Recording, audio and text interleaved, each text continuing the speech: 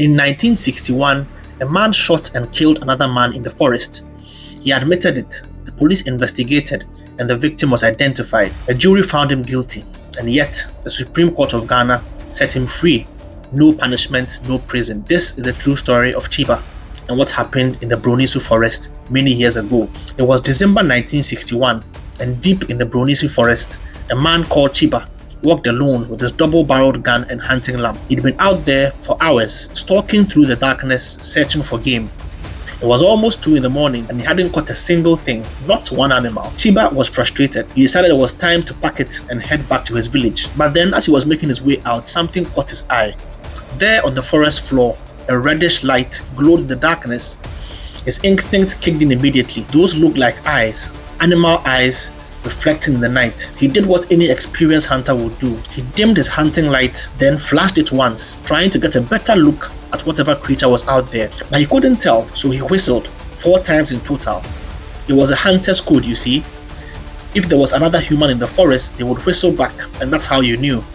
But there was no response, just silence. Yet, the reddish glow kept staring back at him. Chiba raised his gun.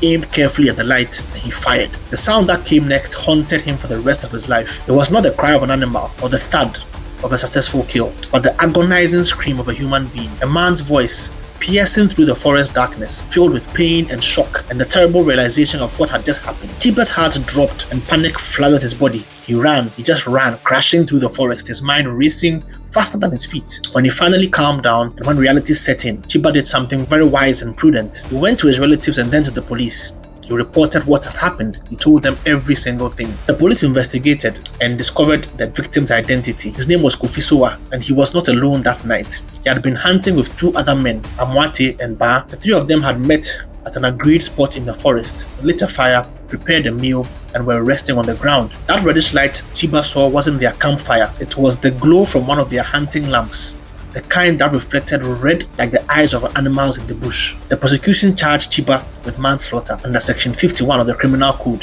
The argument was simple. Chiba had simply been reckless. He had shown a complete disregard for human life.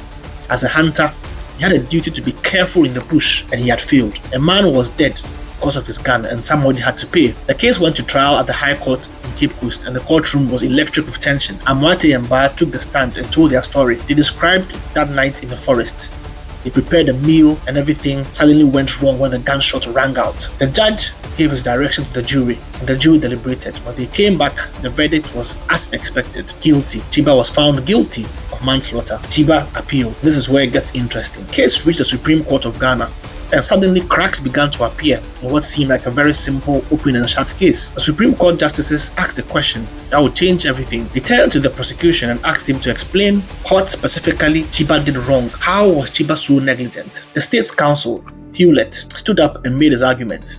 He said Chiba should have shouted before firing his gun. He should have known that Bronisu Forest was a popular hunting ground and that hunters from neighboring villages came there often at night. Indeed, he argued that Chiba should have known that it was common practice for night hunters to travel long distances and to rest on the ground when they got tired. The Supreme Court listened, and then they laid down the law very special way, echoing in legal history for decades to come. They explained that yes, negligence meant failing to take care when you had a duty to take care. But in criminal law, and in cases where somebody had died, negligence was measured in degrees. For someone to be convicted of criminal negligence, that negligence had to be of a very high degree. It had to reach the level of reckless disregard for human life. Not just carelessness, not just a mistake, but a recklessness, a rashness, a complete disregard for the consequence of your actions. And as the justices examined the evidence, they couldn't find it. They couldn't find recklessness in what Chiba had done that night. Think about it, they said. Could Chiba really have contemplated that at 2 a.m. in the morning, human beings would be lying on the forest floor